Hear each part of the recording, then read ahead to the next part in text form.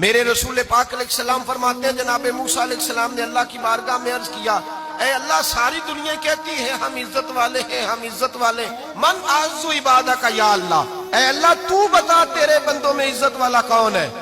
تو حضرت موسیٰ کہتے ہیں رب کریم نے فرمایا اذا قادرا غفارا، جس کے پاس بدلہ لینے کی طاقت ہو پھر بھی معاف کر دے وہ بڑی عزت والا ہوا کرتا ہے۔ بغداد میں ایک بزرگ تھے تو درزیوں کا کام کرتے تھے۔ اس زمانے میں نا کھوٹا سکہ بھی کبھی کبھی آ جاتا تھا، چلتا نہیں تھا کہیں بھی، تو وہ بابا جی کی دکان مشہور ہو گئی تھی کہ وہاں کھوٹے سکے بھی چل جاتے، لوگ دے آتے تھے کھوٹے سکے، بہت سارے لوگ دے دیتے، بابا جی چپ کر کے قبول کر لے، مشہور ہو گیا، جو بھی جاتا کھوٹے سکے دے آتا، بابا جی قبول کر لے۔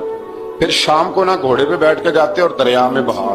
ایک دن کچھ بندے کھوٹے سکے لے کے آ گئے تو بابا جی ابھی مصلے پہ تھے، نماز پڑھ رہے تھے، تو بیٹے نے کپڑے دیے تو کھوٹے سکے وصول کیے، تو وہ کھوٹے سکے دینے والا شخص کھوٹے سکے دے رہا تھا، تو وہ بچہ کہنے لگا تم نے بڑی عرصہ بیوقوف بنایا میرے ابا کو، کھوٹے سکے دے لے جاؤ۔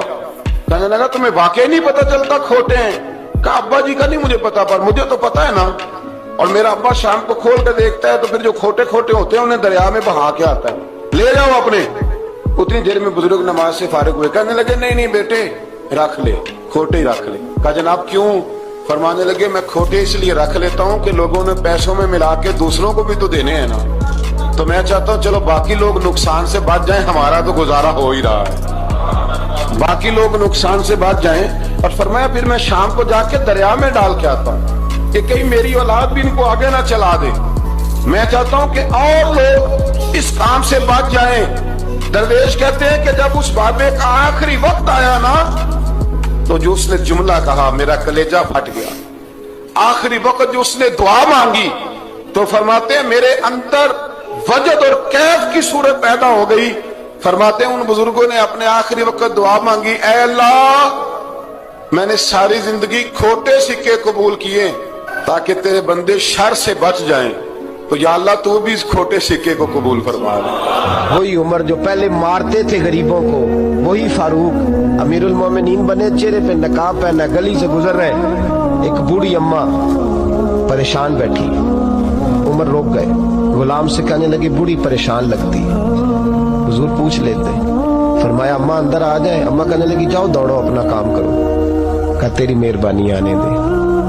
جب ضد کی تو کہنے لگی آ جاؤ۔ حضرت عمر اندر گئے، نقاب ہے چہرے، اماں کیوں پریشان ہو؟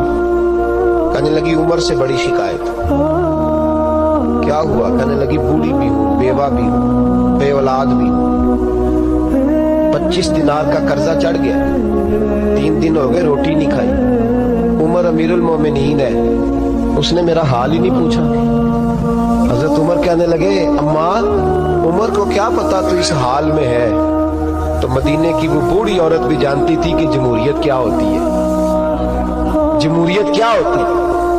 اماں عمر کو کیا پتا کہ تو اس حال میں ہے؟ تو وہ اماں بولی، کہنے لگی کیا کہا تم نے؟ عمر کو پتا نہیں؟ تو عمر کو جا کے میرا پیغام دے دو کہ حکومت چھوڑ دے، اس کے حوالے کرے جو غریبوں کا پتہ رکھ سکتا ہے، نہ ادھر ادھر کی تو بات کر، یہ بتا کہ قافلہ کیوں لٹا؟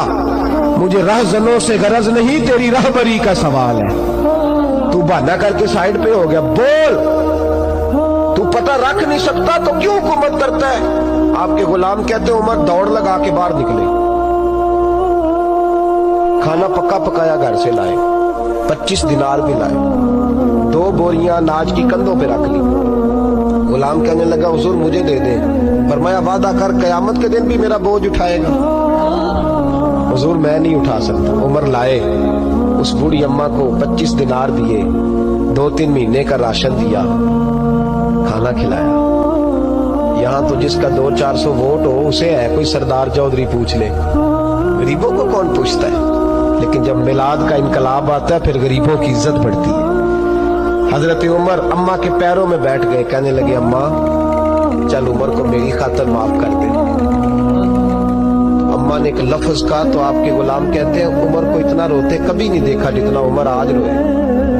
اماں کہنے لگی میں کوئی نہیں معاف کروں گی، میں تو بوڑھی ہوں، کسی وقت بھی بلاوا آئے گا، جب میں مروں گی نا نبی پاک میری قبر میں آئیں گے تو میں عمر کی شکایت لگاؤں گی، میں کہوں گی محبوبہ میں غریب نہیں، مجبور، پریشان، آپ نے اس کی ڈیوٹی لگائی تھی، اس نے میرا حال نہیں پوچھا.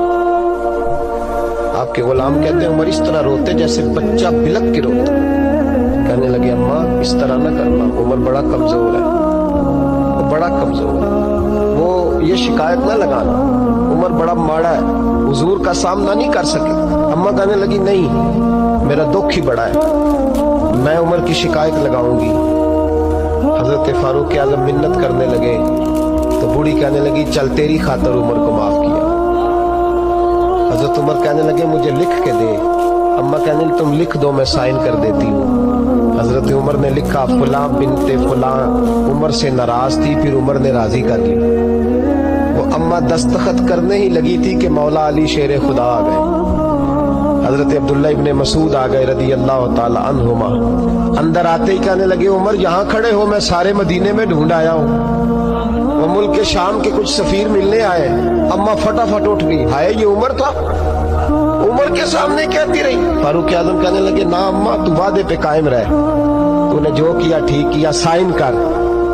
اماں نے دستخط کیے تو حضرت عمر حضرت مولا علی شیر خدا کرم اللہ تعالی وجہ الکریم کو خط دے کے کہنے لگے علی گواہ کے سائن آپ بھی کر دو. عبداللہ بطور گواہ تم بھی دستخط کر دو. جب سائن کر دیے تو حضرت عمر نے رکا لپیٹا اور حضرت علی کو دے کے کہنے لگے علی مجھے امید ہے میں تم سے پہلے دنیا سے چلا جاؤں, جب میں مر جاؤں تو یہ رکا میرے کفن میں رکھ دینا.